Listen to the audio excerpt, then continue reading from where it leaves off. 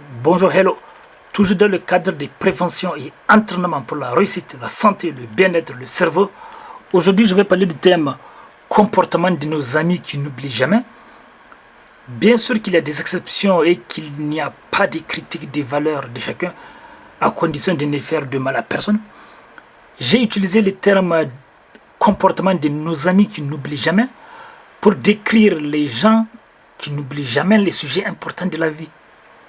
Ce sont des gens qui n'oublient jamais le fait que le temps avance sans attendre personne. Ce sont des gens qui n'oublient jamais le fait que la vie est brève pour tout le monde sans exception. Et donc c'est pour ça qu'ils passent à l'action. Ils n'ont peur de rien. Ils n'ont pas peur de passer à l'action, de réaliser leurs rêves. Ils n'ont pas peur des regards des autres, des critiques. C'est le cas C'est pour ça qu'il y a plusieurs penseurs qui ont parlé comme ça, qui ont exprimé, qui ont dit que c'est leur secret pour passer à l'action. On peut reconnaître ces gens à travers leur comportement.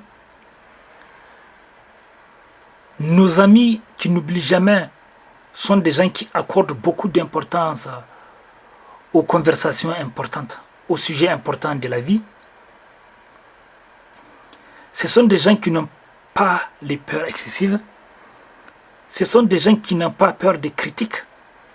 Ce sont des gens qui n'ont pas peur d'agir différemment des autres.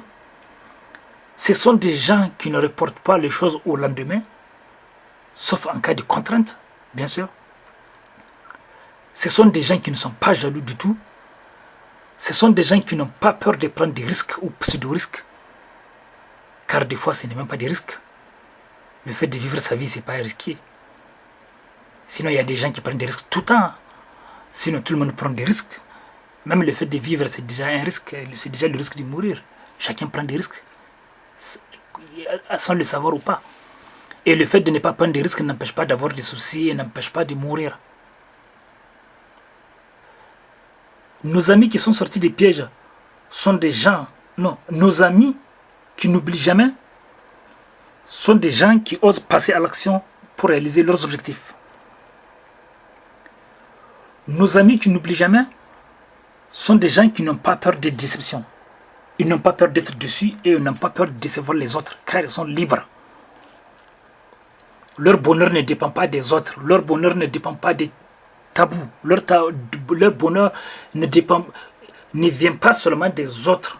Ils sont entourés, ils aiment les autres. Bien sûr, on aime les autres. Tout le monde aime les autres. Il faut les autres. Il faut s'entourer. L'homme est un animal sociable, donc... comme le dit Aristote, donc c'est important de s'entourer.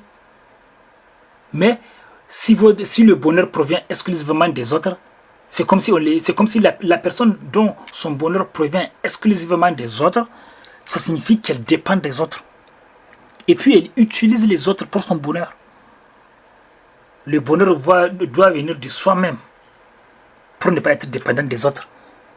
Et puis ce serait se casser la tête de vouloir que son bonheur provienne de quelqu'un, sachant qu'on n'aura jamais la garantie de garder à vie une personne ou quelque chose.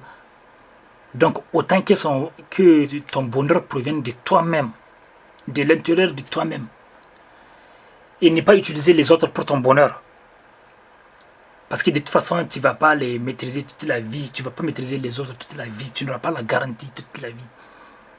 Donc, le bonheur doit venir de toi-même et pas des autres. Les grands penseurs nous ont bien répété que pour être heureux, il faut que ton bonheur provienne de toi-même.